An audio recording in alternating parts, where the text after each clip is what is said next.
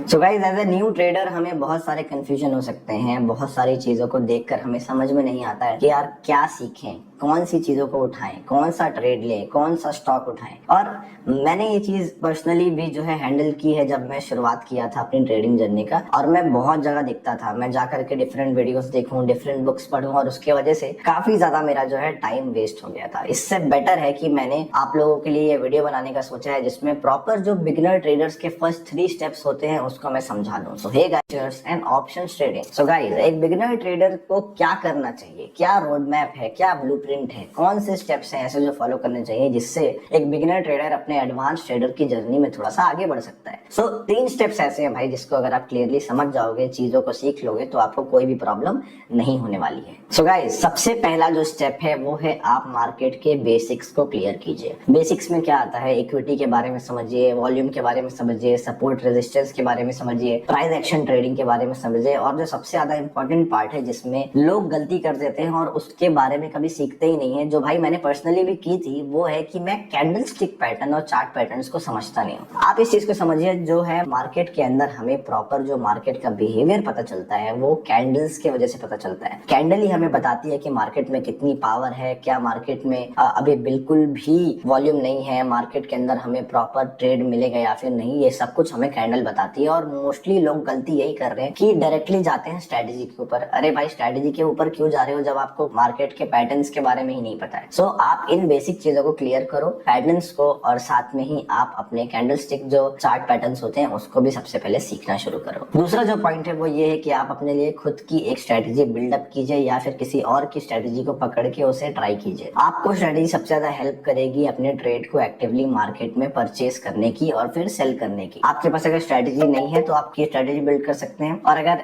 है तो आप उसको कंटिन्यू कर सकते हैं। बट जो ध्यान देना है आपको ये है कि आप हमेशा उसकी एक्यूरेसी चेक करते रहे कि एक्चुअल में 100 में से कितने ज्यादा परसेंटेज ऑफ ट्रेड है आपको प्रॉफिट दे रहे हैं या फिर नहीं दे रहे। लाइक अगर एक दिन में आप 10 ट्रेड ले रहे हो तो आपकी स्ट्रेटेजी आपको क्या 4 ट्रेड में प्रॉफिट दे रही है और 6 में नुकसान दे रही है, तो यहाँ पे 40 और 60 का जो है एक्यूरेसी लेवल हो गया। अगर आपको प्रॉफिटेबल स्ट्रेटेजी नहीं मिल पा रही है तो आपको ऐसी स्ट्रेटेजी फाइंड करनी है जो लगभग आपको 10 में से 6 ट्रेड जो है वो प्रॉफिट में दे, भले 4 जो ट्रेड है वो नुकसान दे दे, तब जाकर के आप end of the day profitable निकलोगे। तीसरा जो स्टेप है वो है कि आपको अपनी साइकोलॉजी को इम्प्रूव करना पड़ेगा, साथ ही साथ आप अपने रिस्क मैनेजमेंट को भी देखोगे। साइकोलॉजी इम्प्रूव करने के लिए तो आपको रिस्क मैनेजमेंट सबसे पहले सही करना है। रिस्क मैनेजमेंट सही करने के लिए कुछ चीजें हैं जो आपको ध्यान देना है। पहली चीज है कि आपको 10% से ज्यादा अपना जो है किसी भी ट्रेड में रिस्क नहीं लेना है। दूसरी चीज है कि आपको 50% कैपिटल से ज्यादा इस्तेमाल नहीं करना है। और तीसरी और सबसे ज्यादा इंपॉर्टेंट चीज है कि आपको जो ट्रेड लेने हैं वो काउंट करके लेने हैं। एक दिन में 10 या 20 ट्रेड नहीं लेने हैं, एक लिमिटेड नंबर ऑफ ट्रेड लेने हैं, वरना आपको ब्रोकरेज ही पे करना पड़ जाएगा।